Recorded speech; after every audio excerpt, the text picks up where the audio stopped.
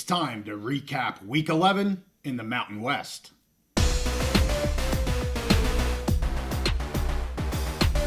College football is in full force, and we're back on the Big Mountain to keep you updated. Hey, it's JY, going alone without Steve. He is recovering from his evening in Happy Valley with the whiteout, with the big win for Penn State. But I want to give you a summary recap of Week 11 in the Mountain West. I'll go over every game. Unfortunately, this week, I was not able to watch as much as I usually am, so I will ask some of our commenters to maybe fill me in a little bit with some things I may have missed. I went 3-3 on my spreads. I'm going to start with the 3 that I got correct. So Friday night game, we had New Mexico versus San Diego State. The Lobos pick up the win here, 21-16. I had picked New Mexico getting some points. They didn't need them. They win straight up. After 2 straight losses for the Lobos, they get back in the win column, and this is the 3rd straight loss now for the Aztecs. The quarterback for the Lobos here, Dampier, went 16-24, 175 yards, 1 touchdown, and 0 interceptions. I said on our pick show, I like the Lobos as long as Dampier does not turn the ball over. He did not turn the ball over. He also adds 127 yards rush to go along with Sanders' 173 yards rushing with 2 touchdowns for him. He also had a long of 68 yards, really broke one open there. Wysong here, the receiver for the Lobos, did play in this game. He had 5 catches, and Davis had the touchdown catch here for San Diego State. O'Neal, 26 of 41, 195 yards with 1 touchdown. And Cooper had a really strong game. He had 35 touches or carries for 123 yards. He did have a receiving touchdown for the Aztecs, and there were 0 turnovers in this game. That's huge for these two teams. You just see both of these teams kind of on the rebuild here a little bit. I know some Aztecs fans don't like me saying that, but that's what's happening here. They're rebuilding a little bit, restocking. Both have new head coaches.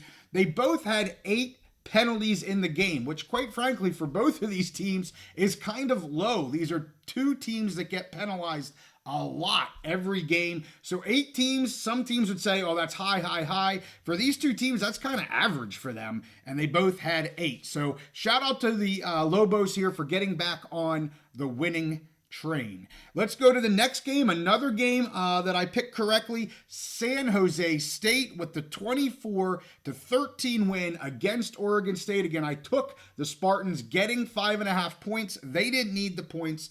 They win straight up.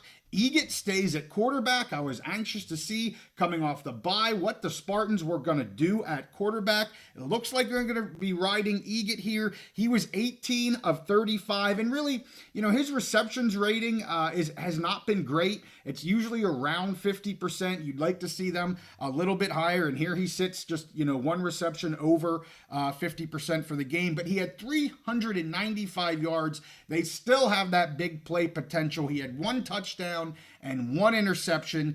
The Beavs make a quarterback change here, again coming off of their bye, and they have Goldbrinson playing quarterback, 24 of 37, nothing wrong there, 292 yards, nothing wrong there, but he's unable to throw any touchdown passes, and he throws 2 interceptions. Let's talk about the receivers. Nash still being the Gash and Nash offense. He finishes with 161 yards on 6 receptions and a touchdown. Actually had a second touchdown that was taken back because of offensive pass interference there. Walker for the Beavs, 11 catches for 151 yards. So he had a fantastic game, but it comes down here to turnovers. Oregon State had 3 turnovers and penalties. They have 10 penalties for 97 yards. But when you look at the team totals, they're pretty similar, other than really the turnovers and the penalties. The biggest difference here, big play offense coming from San Jose State. As I said, the penalties and the turnovers, and that was the story. There's some big plays that they're able to do, and the Spartans are bowl eligible. I have said it after about week 4. It took me a little bit. I was down on them coming into the season. They have turned me around. I'm happy to see them come out of a bye with a big win. They are bowl eligible. Wish them the best here in the last few weeks of the season. Let's get to Washington State versus Utah State. Another one that I had picked correctly. I took Washington State at minus 20.5. They eke out that cover. They win by 21. 49-28. I also told everyone, bet the over in this game. I'm 2 for 2 on betting big overs. I took the over in the UNM and the USU game. I know we have commenters saying I'm like the only person that said to take the over. It hits. Then when I told people to take this sucker at the over, again, we have commenters saying, JY, everybody's saying to take the under. Nope. I knew there'd be plenty of offense. There was 77 total points to go over the 69.5. So I'm 2 and 2 on the huge overs that apparently nobody else seems to trust or pick. But Mateer here, 18 of 24 for 179 yards. So not huge numbers, except for 4 touchdown passes plus a rushing touchdown pass. So Mateer here, the man that runs the offense, ends with 5 touchdowns on the night. Running back here, Parker, 11 carries, 149 yards. Yikes. 2 touchdowns. And Williams with 3 touchdown receptions on 55 yards with 5 catches. So 3 of his 5 were touchdown passes, or touchdown catches. Wazoo's D here forced 2 turnovers, and USU had 10 penalties of 84 yards, and that's just what they do. They just continually shoot themselves in the foot. And Petras had a decent game, like he always does. I mean, they scored 28 points. You know, I actually would have thought they probably would have been into the 30s. So props to Wazoo for holding a good offensive team to 28. But my goodness, 49 points. You're not going to win games if you're giving up 49 points. And USU their defense struggles. It just struggles.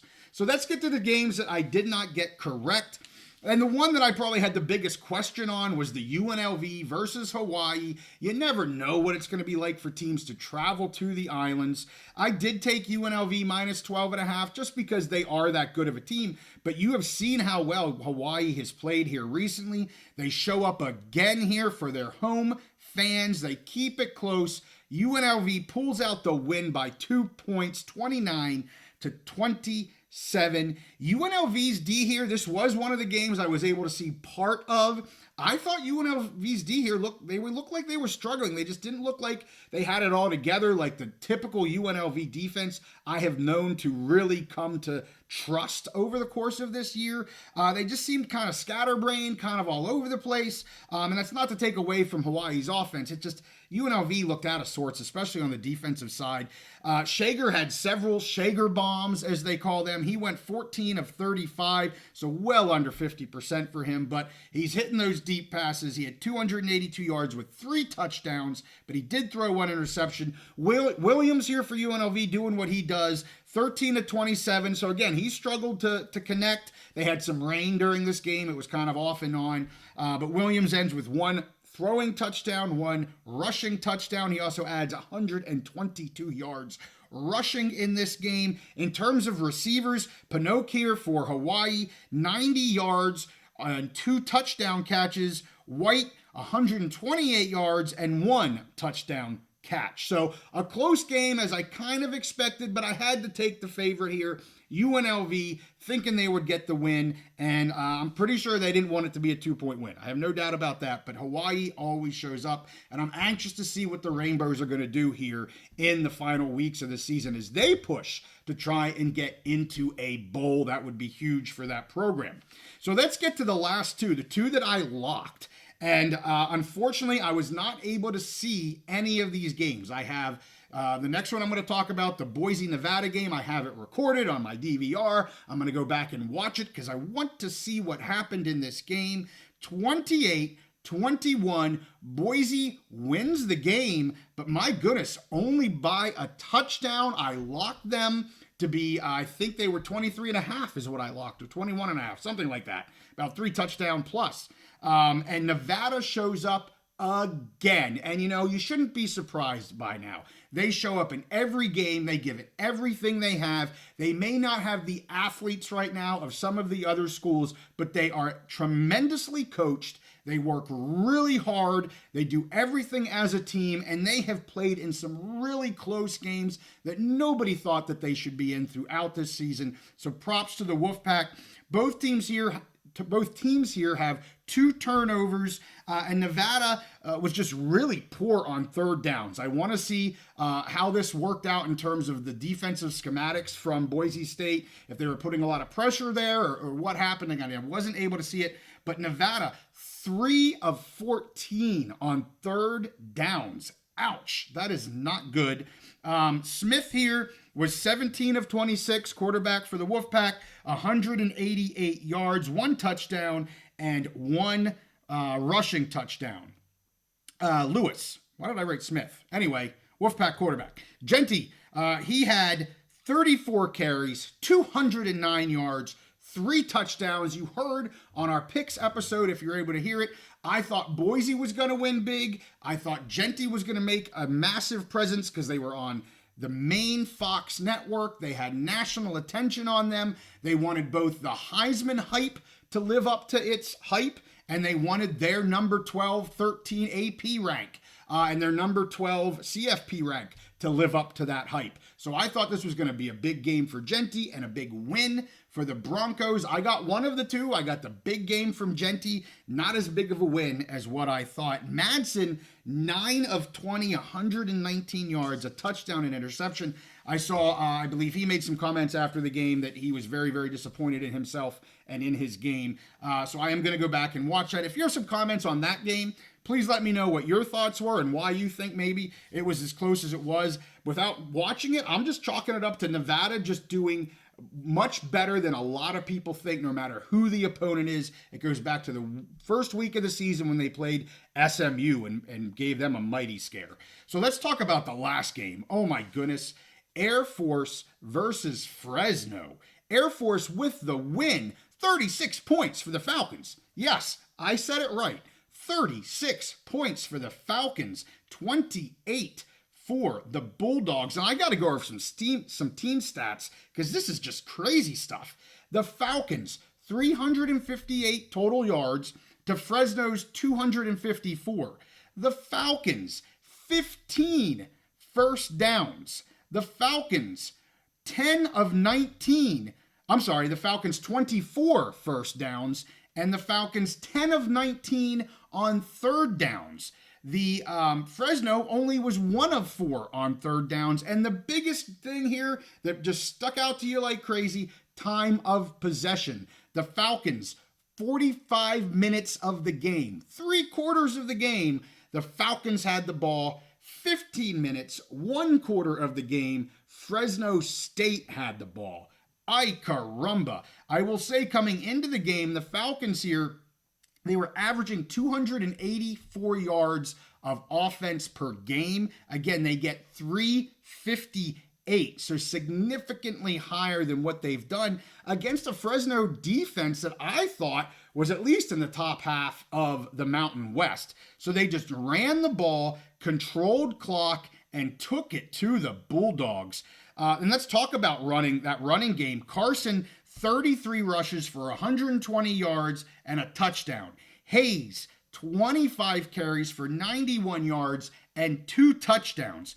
Oh my goodness, that's just eating clock, keeping it away from Keene, who actually finishes with really good numbers. He was 23 of 26 on the night, 289 yards and 3 touchdowns. He did throw 1 interception, but their biggest running back here was Gilliam, 4 carries for 15 yards. If you look at the team stats, the entire team was a negative in rush yards. Now, some of that was because of sacks and things, but you never want to have a game where you have negative rush yards, and that's what the Bulldogs did in this game. I'm blown away by this score. I'm blown away by this Fresno team. I know we have Bulldog fans that listen. I'd love to hear your comments about what went wrong in this game. And if you're Falcon fans, what went right in this game? I won't be able to go back and watch this game. I was not able to record it. I'll try to get some highlights if I can. But man, I'd love to hear from some of our mountain dwellers about this game. I put a poll out on X about what was your biggest surprise or what was the biggest surprise game.